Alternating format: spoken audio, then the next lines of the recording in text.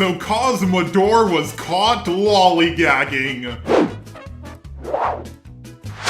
And then he was caught lollygagging again. And then he was caught lollygagging for the third time in a row. This is unacceptable.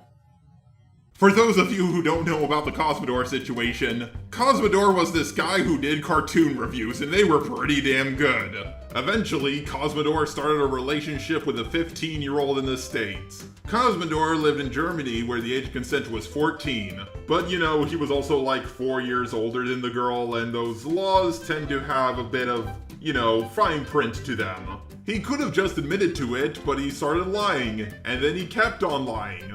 He was already guilty, but this just made him look even more guilty. Here's a tip for anyone on the internet. If people are suspicious of your actions, don't start lying, because eventually the truth will come out. And you know what they say.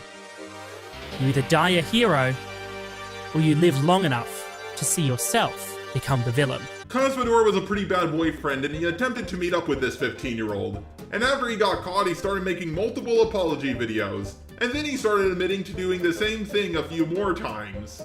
There are plenty of other videos about Cosmodore that go into further detail about this situation, but I'm here to talk about something different.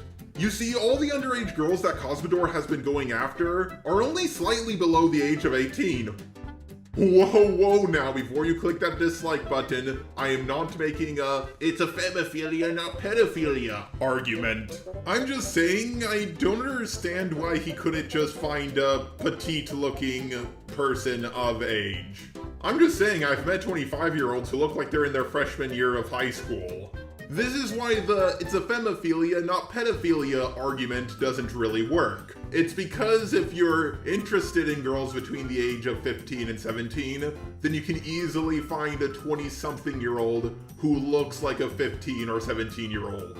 It's not impossible, especially when you consider the amount of money Cosmodore was probably making. The dude was definitely making more than I ever made in a year. He's by no means an ugly guy, he just has to hit the gym just a little bit more. The age of consent can range from 16 to 18 in the United States of America. But going out with a 16 or 17-year-old in America is still quite frowned upon by society. Why do most people seem to agree that the age of consent should be 18 and not 21, 25, or 75? Well, the answer is quite simple. It's because of high school. 18 is when most people graduate. If you're a 19-year-old in college and you tell your friends that you're dating a high school girl but she's 18, you still might get a few weird looks. After all, they haven't finished their education and you're already in college. In ancient cultures, the age of consent was, well, usually when a man or a woman started puberty. But keep in mind, back then when you hit 30, you were considered middle-aged. And when you hit 50, you were considered ancient. Most people actually can't answer why the age of consent is 18. But let's be honest here, on the internet, there's nothing that can get you canceled harder than being an adult and dating a minor. Even if the age gap is just 1 year, people are going to have a problem with it. Of course, Call Me Carson still has supporters and a lot of people still do like him. But the age gap with Cosmodore was much greater. And by much greater, I mean 2 years. And it happened multiple times. Now here's where things actually get interesting with Cosmodore. I wasn't really that interested in the whole Cosmodore situation. I referenced it here or there a few times, but I really never got into the drama, because to me it was just, oh no, another YouTuber got exposed for being a creep. What else is new? What's interesting about Cosmodore is, 1, he wasn't banned, and 2, he just kept on coming back with apology after apology. People like EDP445 were banned, but other people who were exposed for things like this just left and gave up. Why Cosmodore is so interesting is he's not quitting, he just keeps coming back, just hoping people will forgive him. Is he trying to come back because YouTube really is his passion and it makes him feel happy? Or is he just doing it for money? Well, we don't know the answer for sure, but one thing is for certain. Whatever it is, Cosmodore certainly doesn't want to give it up. A lot of people have said he could just start a new YouTube channel and morph his voice. Trust me, plenty of other people have tried that. It doesn't work. The best way for him to come back and not get discovered is for him to use a computerized voice, something like Speakonia, but those channels usually don't do so well. The chance of Cosmodore making a comeback is slim to none. In fact, it feels like every time he apologizes, he just makes things worse for himself. I've seen channels get ganged up on and basically beaten up by the entire internet and still make a comeback. Turkey Tom comes to mind. Basically, every single Pyrocynical fan came for his ass. And what did he do? Take a 2-month break and start uploading video after video that were all extremely high quality. But the difference is, well, Tom didn't do anything with a minor. Cosmodore, let me tell you something, one YouTuber to another. A lot of YouTubers seek the treasure of having hundreds of thousands of subs, making YouTube their full-time job, getting fame and fortune. But finding that is not the hard part. It's letting go. Rising up to the top is hard, but coming back down is so much harder.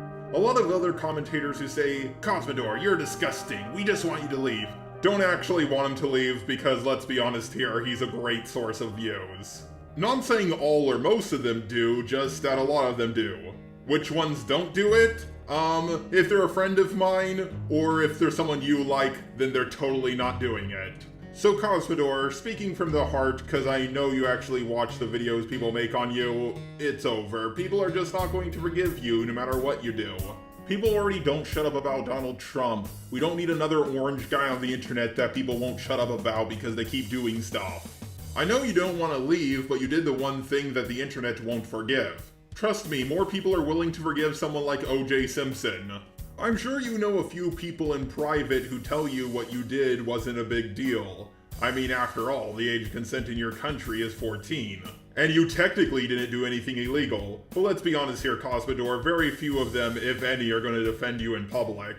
I could have stretched out this video and repeated what everybody else was saying about Cosmodore so I could make as much money as possible. But the Cosmodore situation doesn't interest me a whole lot. If you guys are more interested in the Cosmodore situation, check out the videos made by DaftPina, Nawnii, Ponder Sprocket, Harley, and Just Stop. No, I'm not telling you to just stop, I'm talking about the YouTuber Just Stop, forget what I said. What adds insult to injury is that the last video Cosmodore uploaded before all of this went down was Sonic the Hedgehog in a burning room, clearly based off the "this is fine" meme. It's just so much irony. Oh god, the new profile picture Cosmodore has for his YouTube channel that ain't doing him any favors. Also, fun fact, YouTube actually won't let people put Cosmodore into tags anymore. Trust me, go try it yourself. This has happened to me and I've heard it has happened to other people as well. So the moderators at YouTube are aware of his existence, but they won't ban him? This is going to be bad if the mainstream media finds out about this. We're all going to suffer. I can already picture a documentary about him already. Cosmodore was a well-respected figure on YouTube, and a lot of people liked him. That is, until Chris Hansen came along and saved the day. Oh shit!